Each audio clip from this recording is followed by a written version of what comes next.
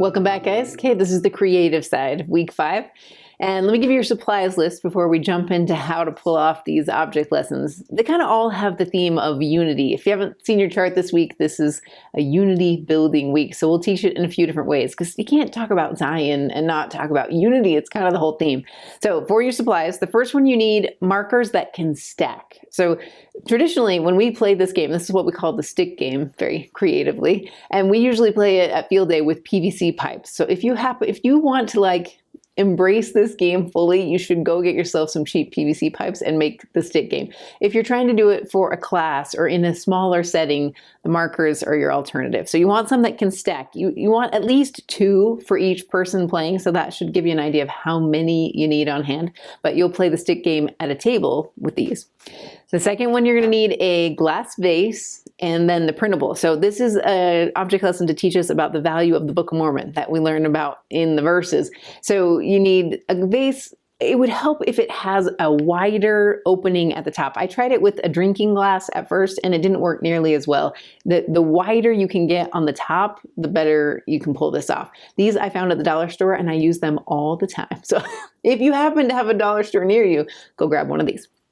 The third one is to talk about unity through a whole different vein, and that is to do friendship bracelets. So, come on, it's like a classic example of unity. So I'm giving you the laziest, easiest way I know how to make friendship bracelets, and that is with this little printable template that I give you, and then yarn. You can use string, you can use the embroidery floss that you traditionally use with, friendship bracelets, but especially if you have younger kids, the yarn can be a little bit easier to handle and doesn't tangle as much. So you're gonna need 7 pieces of different colors that are about 18 inches long or so, and that will make one bracelet. You also need the printable that you get from this week's kit, but you want to mount it onto something a little sturdier. So for us, I grabbed a box that was like a protein bar box, and I mounted my printable on top of it just to give me a little bit more thickness to work with.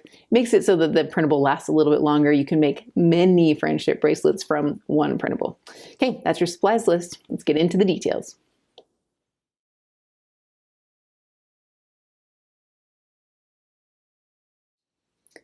The stick game has been played at many family reunions, many girls' camps, many field days.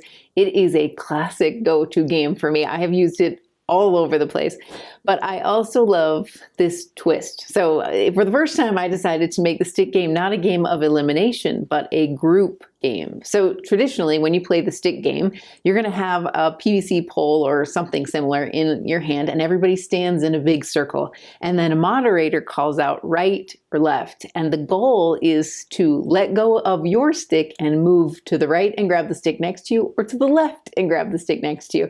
So the whole purpose here is that you try to stay in the game. If your stick drops or you're the cause of a stick falling, then you traditionally would get eliminated.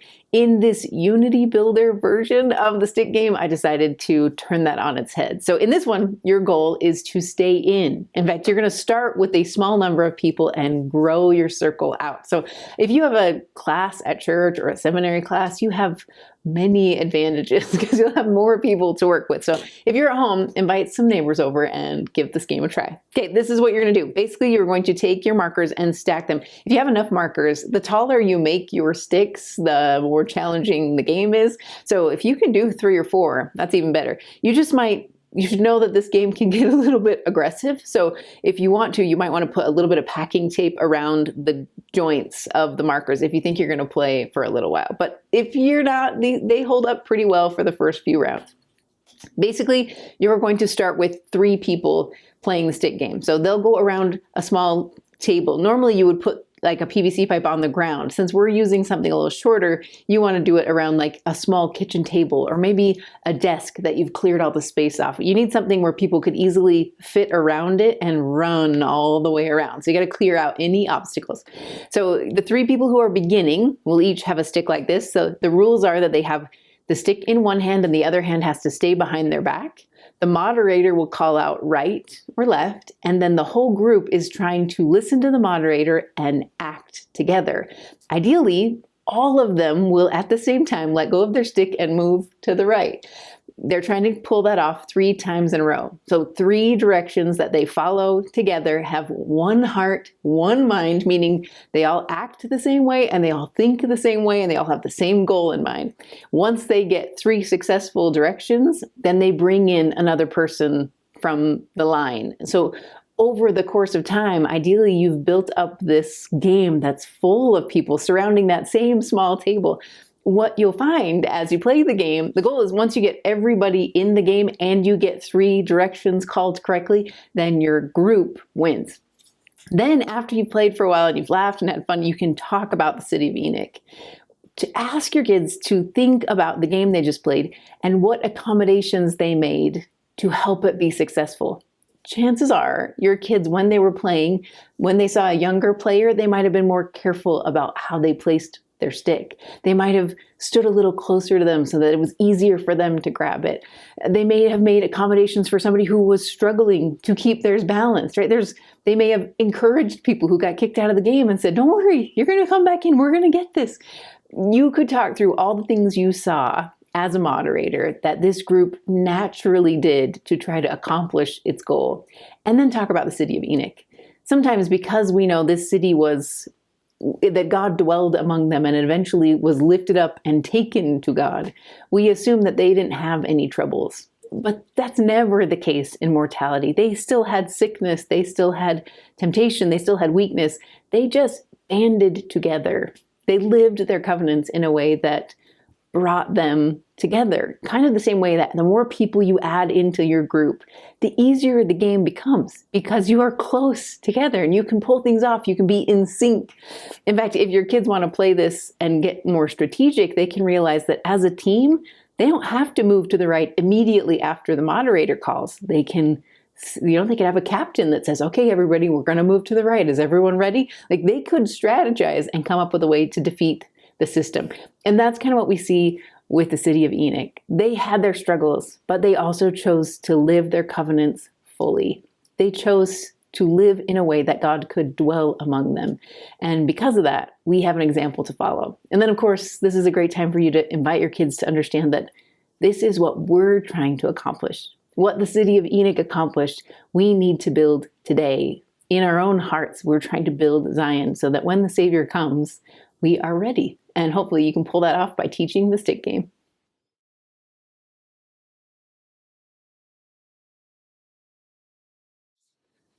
You guys probably have figured this out already, but I'm a really big fan of the Book of Mormon. And I love any verse that references the Book of Mormon, especially the ones we find, in the Old Testament.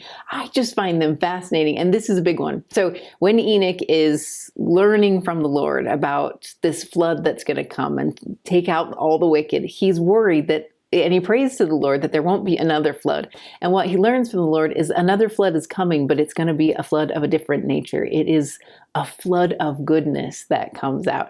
So he talks about how the righteousness will come down from heaven and the truth will come out of the earth, and it will cover the earth as with a flood, sweep the earth as with a flood. And that's the power of the Book of Mormon. We learn from prophets. In fact, it's in the notes from President Benson. He talks about how the righteous coming out of heaven represent God the Father and Jesus Christ and all the prophets and the angels who come to Joseph Smith to restore the gospel and restore the priesthood keys. And this truth that comes forth out of the earth is fulfilled in the Book of Mormon. When those plates come out of the earth and Joseph brings them forward to the world, that's what we're offered. And because those things are in place, we can sweep the earth with goodness and light. So to teach my kids that power that we see in the Book of Mormon, I have a really simple science lesson for you. Essentially, you need to get a glass vase, just like something kind of like this, something that's tall and has a wide opening at the top, and then the printable. You're just going to cut it out and then punch a hole where there is a hole on the Book of Mormon cover. You want to mount your hole as close to the rim of your glass as you can get. You can see mine is like right at the rim. Then you're going to go into a dark space and you're going to set this glass on a counter and fill it up as high as you can. The closer you can get to the top, the better your effect will be. You'll also want to get a piece of paper to put down next to the vase because that's where your rainbows are going to splash.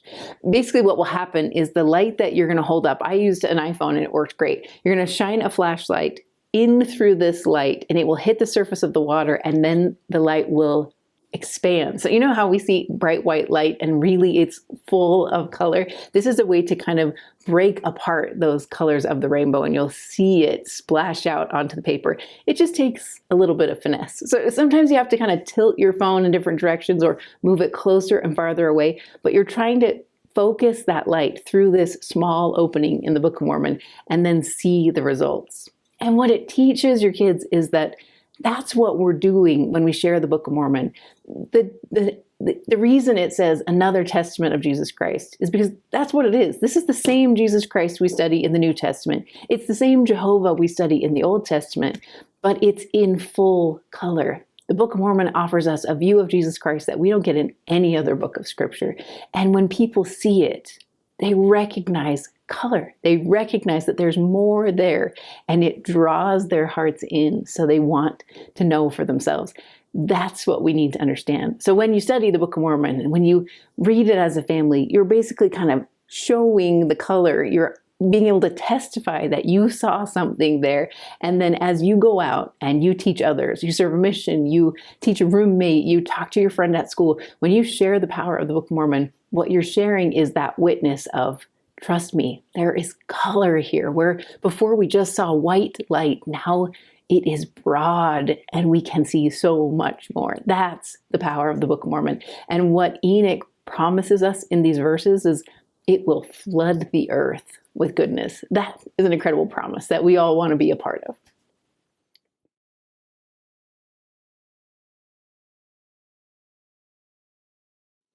At the beginning of chapter 7, we see that Enoch walks with God. He has this awesome experience where the Lord tells him to turn, and he does, and he gets a chance to be face to face with God and walk with him.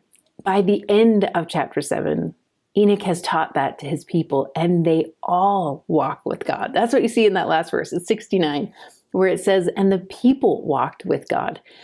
I love understanding that Zion is not necessarily everybody is the same and they all act the same and they do the same. What they are a people who are anchored in the same point. When I was studying this, the visual that kept coming to my mind was friendship bracelets. I know it sounds cheesy, but I'm telling you, it works. So at girls' camp, we used to make friendship bracelets all the time. I would safety pin the embroidery floss in a knot to my jeans, and I would sit and weave all day long. And I was thinking about that anchor point, that we need that anchor in order for the weaving to happen, and that all the different colors and all the different techniques I use to weave are really just a way to show beauty that I couldn't have if those threads were individual. So that's kind of how this all comes together. I love that notion, and I wanted to create a really easy way for my kids to do it. To make the elaborate friendship bracelets is kind of complicated, but there's a hack to help you. So if you haven't done a friendship bracelet this way before, essentially what you're going to do is you're going to take the template that I give you in the printables and you're going to mount it onto something a little bit firmer. You could use like a thick envelope if you have like a packing mailer, if you have any kind of like cereal box, something that's got a little bit of flexibility to it. You don't want something as thick as like corrugated cardboard, but something that's a little bit sturdier. You mount it with glue on there, and then you're going to cut the slits. You're also going to cut a hole in the center. That's where your knot's going to come through. So you'll feed 7 lengths of string all bundled together. If you want to tie the knot first, you can. Sometimes it's harder to push it through the hole that way, but you can. And you're going to want to get your knot on the opposite side. It's going to go over here. Then you're going to pull the length of string out this way, and it will come out from your template, your disc, and then you're going to start to weave. So I wouldn't even get into the lesson yet. I would just teach your kids how to weave. Essentially, it's really easy. You're actually going to you'll have 7 strings and 8 slits. So there will be one that is empty. You're going to put one in each of these slits and the knots back here on the back. And then your weave. To weave, you're just going to count up on the left side, 1, 2, and you're going to take the third one, pull it down and put it into the empty slot. Then from there, you twist your disc and you do the same thing. 1, 2, 3, and I take this one and I put it into the empty slot. So you're always taking from the 10 o'clock spot and you're moving it down to the 6 o'clock spot. And you just keep rotating and moving. You actually can do any number of patterns. If you want to take from the 4th spot and move it down, or the 2nd spot and move it down, you just want to keep the same pattern over and over again. And then as your kids weave, slowly what will happen is you'll get kind of a bundle up here on the top, and you want to pull down. So what you can see here that Violet has created is the beginnings of a friendship bracelet. That's what happens. Over the process of weaving, you get the friendship bracelet extending down here. Once it's big enough for their wrist and you've checked the size, you can pull it out and tie it off. But the idea behind this is a simple one. Being of one heart and one mind doesn't mean we're all exactly the same. The people in Enoch City, I imagine, were a very diverse, broad group of people. Remember, they came from all different places and all different family lines, and he brought them together. What made them Zion was that they were anchored in one spot. They were all in one heart and one mind with the Savior, with his principles. In fact, to me, that's what the disc represents. If the knot is their anchor and represents Jesus Christ, this template is the principles taught from their prophets, from the leaders, from the doctrines they learn in their scriptures. It guides their movements. It allows them to shine individually and collectively. They become Zion together. And hopefully the visual of seeing this beautiful, evenly patterned bracelet come out of their simple weaving, you can talk through how that applies to us. What does our prophet ask us to do that helps us have our own connection with the knot, with that anchor point? What does he ask us to do to build our connection with God? And what does he ask us to do to work in concert with everyone around us, having no contention in our homes, easing difficulties between neighbors? Even as a country, what does he advise us to do to keep peace and to get towards Zion? Hopefully, as you make your friendship bracelets, it'll take you 20, 30 minutes to get one that's long enough. But as you sit and weave, you can talk through what our prophets have asked us to do. And hopefully, by the end of it, in addition to having a really cool bracelet that they can show off, they'll have a way to teach others about what Zion is. It's individual people choosing to be anchored in God and following his pattern and watching with wonder at the miracles that come forth. See, I told you you'd love Moses 7. Such an incredible chapter.